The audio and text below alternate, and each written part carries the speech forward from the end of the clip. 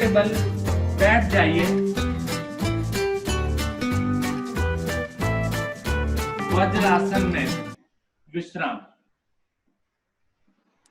दोनों हाथ मेरे घुटनों पर, उंगलियां अंगूठे मेरे मिले हुए, रीढ़ सीधी, कंधे तनाव रहित।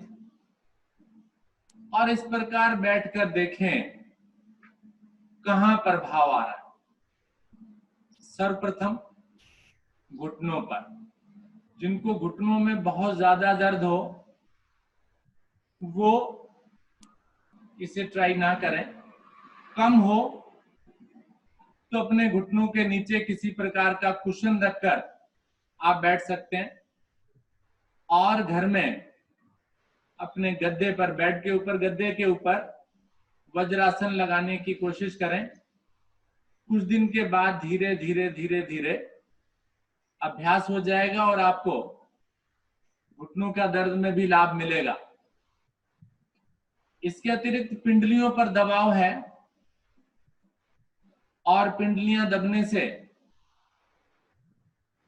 रक्त का गमन ऊपर की ओर, वेरिकोज वेन्स की समस्या मोटे लोगों में ज्यादा रहती है, वो दूर हो जाती है।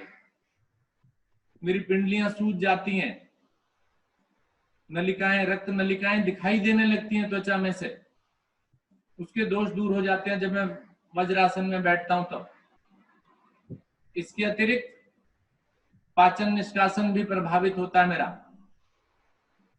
वज्रासन में बैठने से आप देख रहे हैं टांगे मुड़ी हैं, रक्त मेरा बाधित हो गया,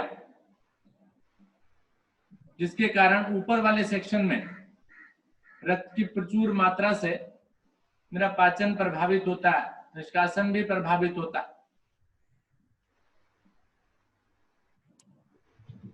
आइए अभ्यास करेंगे अर्ध उष्ट्रासन का।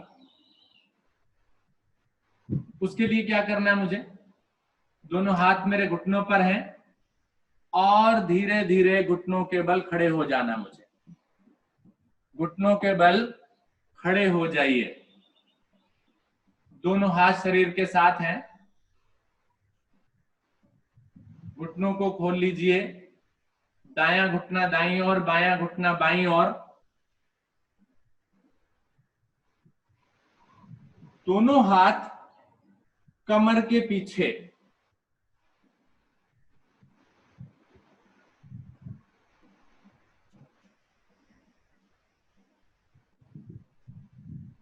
दोनों हाथ कमर के पीछे।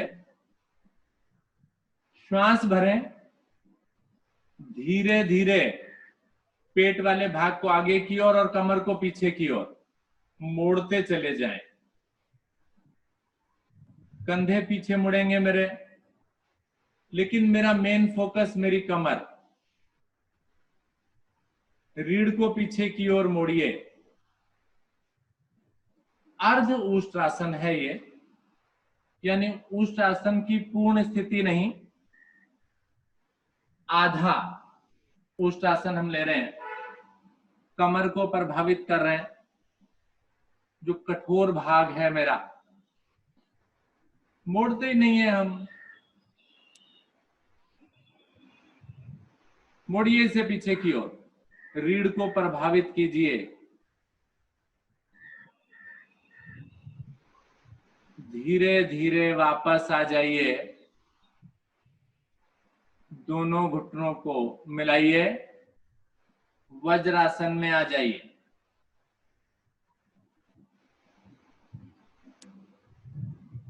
वज्रासन में घुटने आगे से मेरे मिले हों, दोनों हाथ घुटनों पर, कंधे तनाव रहित, रीढ़ सीधी, स्वतः ही सीधी हो जाती है। एक आदत बन जाती है मुझे रीढ़ को सीधा करके बैठने की, खड़े होकर चलने की।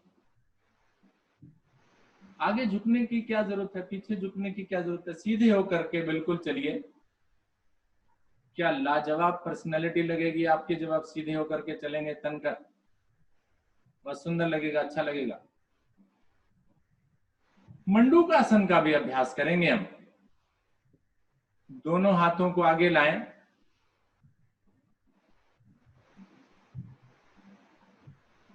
अंगूठा अंदर करके मुट्ठियां बना लें, बना सकते हैं आप कुछ इस प्रकार से। इन मुट्ठियों को नाभि के दाएं बाएं जमा लें। फिर से बारी आ गई उस पेट को दबाने की, पीछे ही पड़ गए आप तो पेट के। श्वास भरिए। अब श्वास भरेंगे और मुट्ठियां रखी हुई हैं, दोनों की लड़ाई है ये। श्वास कहता है मैं पेट को बाहर निकालूंगा, और मुट्ठियां क्या कह रही हैं कि मैंने पेट को दबाना है। अब श्वास को छोड़िए, पेट ढीला होता चला जाएगा, मुट्ठियों का दबाव बढ़ाते चले जाइए, गर्दन को पीछे की ओर मोड़कर धीरे धीरे आगे की ओर आ जाएं, कुछ इस प्रकार से।